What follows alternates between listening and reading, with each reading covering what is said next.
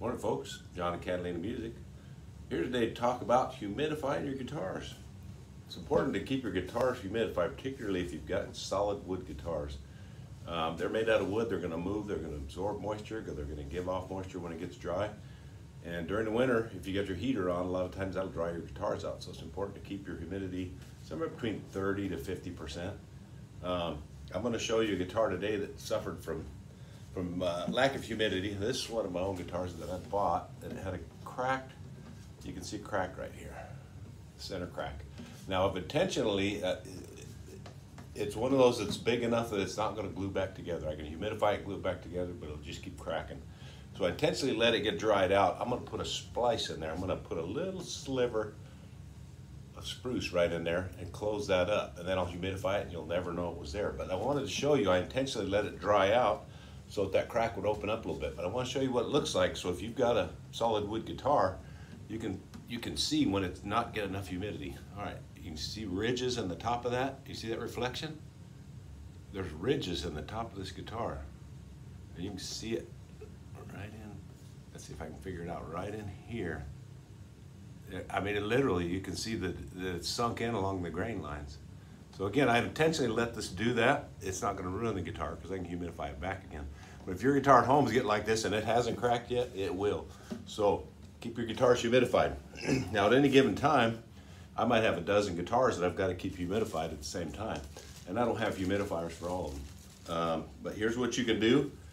This will save you a few bucks. This is just a little kitchen sponge. I cut them in half.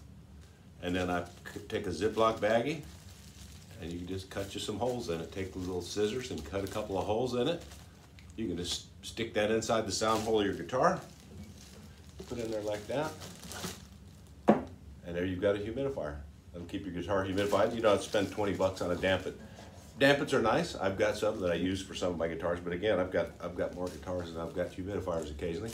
So that's how I deal with it. Well, again, that's your tip for today. Maybe I'll post another video when I get that splice put in there, show you what it looks like. Thanks and have a good day. All right, so here we go. We've got a little piece of spruce set up here. You can see it's nice and quarter sawn. Gotta be a nice flat piece, and you just take your block plane here, or your jack plane. You run that along there. Get the camera in the right place. A big curl off of that. You take that little curl you get off of there, and you take it over here to your crack, and then you real careful uncurl that.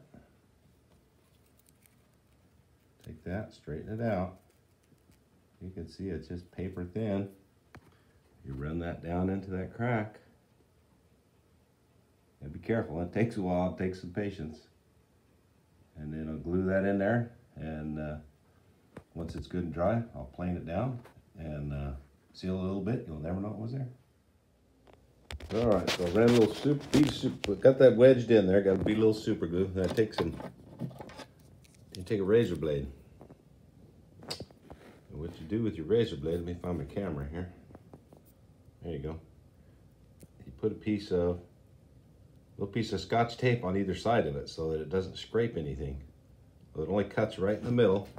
And you take that down there.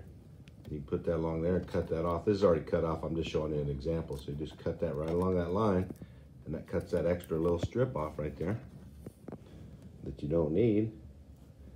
And then you've got your, that's just, like I say, I haven't done anything sanding or anything on that yet. All I did was just cut that.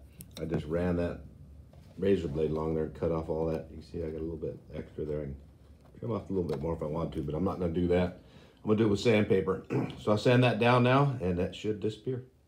All right, here we got that shaved off and sanded down, and you can still see it. There's no doubt that it's there, but it's nice and smooth now. There's no crack anymore. You can see when I get the light on it, and on that crack. And of course, it's still dry. You can see what I was talking about when I was talking about the ridges on it. I'll take it back up and humidify it, put it back in the guitar room. But got it sealed up, and it looks better than it was. But there you go.